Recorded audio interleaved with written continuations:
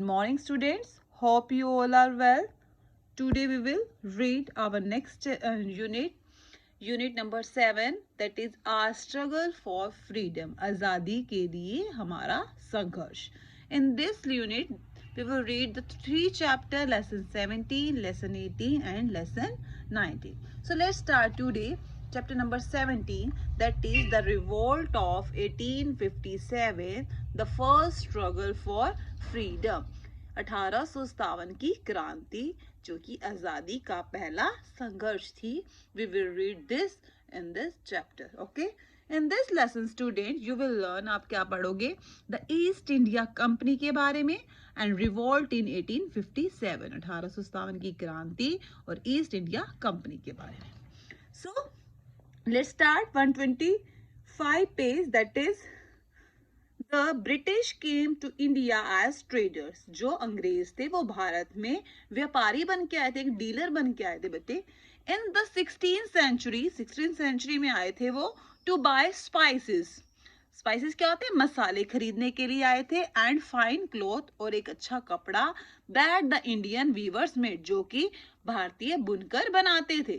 ठीक है, भारत के बुनकर बनाते थे, वो ये यहाँ पर खरीदने आए थे. In 1600 AD, 1600 AD means Anno Domini, full form है.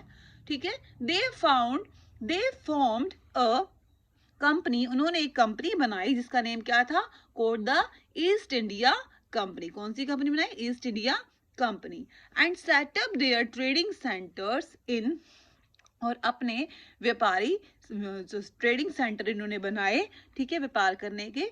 दैट इज कहाँ पे बनाए, कैलकाटा में, जिसे हम क्या बोलते हैं आज, कोलकाता. सूरत में बनाए, मद्रास दैट इज चेन्नई. ठीक है, and Bombay that is Mumbai now. यहाँ इन्होंने अपने क्या बनाए, ट्रेडिंग सेंटर्स बनाए. ग्रेजुअली, धीरे धीरे, the British became more and more powerful. धीरे धीरे जो ये अंग्रेज थे वो ज्यादा शक्तिशाली बन गए. And spread their rule over the whole of India, और उन्होंने धीरे धीरे अपना शासन पूरे भारत पर करना शुरू कर दिया. ओके, ठीक है. धीरे, पहले तो ये देखो मसाले ही खरीदने आए थे सिंपल यहाँ पर, और कपड़ा, लेकिन उन्हें यहाँ पर अच्छा लगने लगा. ठीक है, और ये वो यहाँ पर धीरे क्या हो गए, धीरे धीरे ज्यादा शक्तिशाली बनने लग गए, और पूरे इंडिया पर उन्होंने क्या करना शुरू कर दिया, अपना शासन. The people of India were dissatisfied with the British rule. जो भारत के लोग थे वो अंग्रेजों के शासन से सेटिस्फाइड नहीं थे, असंतुष्ट थे उनसे. ओके, क्यों थे, the British ruled over India to suit their own needs. ठीक है, जो ब्रिटिश जो यहाँ पर इंडिया पर शासन कर रहे थे वो अपनी नीड्स को पूरा करने के लिए कर रहे थे. Okay, they bought the Indian goods at low prices. वो भारतीय सामान को कम कीमतों पे खरीद रहे थे. They did not allow the Indian craftsmen and farmer to sell their goods to anyone else. ठीक है, वो भारतीय क्राफ्टमैन्स को और फार्मर्स को अपनी चीजें किसी को नहीं बेचने दे रहे थे. ठीक है, उन्हें अलाउड नहीं था कि वो अपना सामान बेचे. The Indian farmers and craftsmen became poorer and poorer. ठीक है, जो भारतीय क्राफ्टमैन थे और जो किसान थे वो धीरे धीरे क्या बनते जा रहे थे, गरीब पर गरीब होते जा रहे थे. लेकिन East India Company become richer and richer, और ईस्ट इंडिया कंपनी अमीर से अमीर बनती जा रही थी, अमीर और अमीर बन रही थी. All the wealth of India was being taken away to Britain. सारा जो पैसा था वो कहाँ, इंडिया का, वो कहाँ जा रहा था, ब्रिटेन में जा रहा था. The British ruled over India for more than 200 years. अंग्रेजों ने भारत पर शासन लगभग 200 साल से ज्यादा किया है.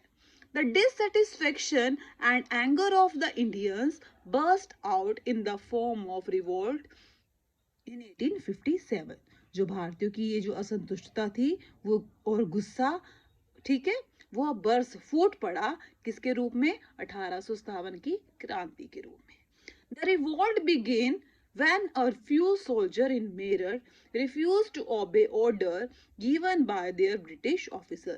ये क्रांति कब शुरू हुई, जब मेरठ में कुछ हमारे सोल्जर्स ने मना कर दिया ब्रिटिश ऑफिसर की बात को मानने से। वो क्या बात थी? Let's start. The British introduce a new rifle. British ने एक नई राइफल बनाई जिसका क्या नाम था? Enfield. Okay, there was a rumour, rumour means अफवाह, एक अफवाह थी that the cartridge of this rifle, कि इस राइफल पर जो मसाला लगा था, ठीक है, were greased with the fat of, उसके ऊपर किसकी चर्बी चढ़ी थी?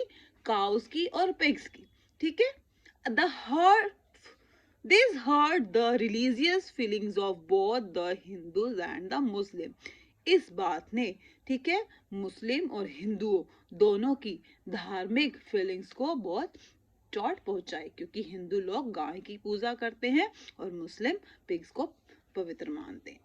So the soldiers refuse to obey their officer, इसलिए सिपाहियों ने अपने ऑफिसर की बात को मानने से मना कर दिया कि वो इस राइफल का यूज नहीं करेंगे, क्योंकि कहा जाता था कि इस राइफल को यूज करने से पहले इसे मुंह से छीलना पड़ता था, तो इसे हम यूज करते थे।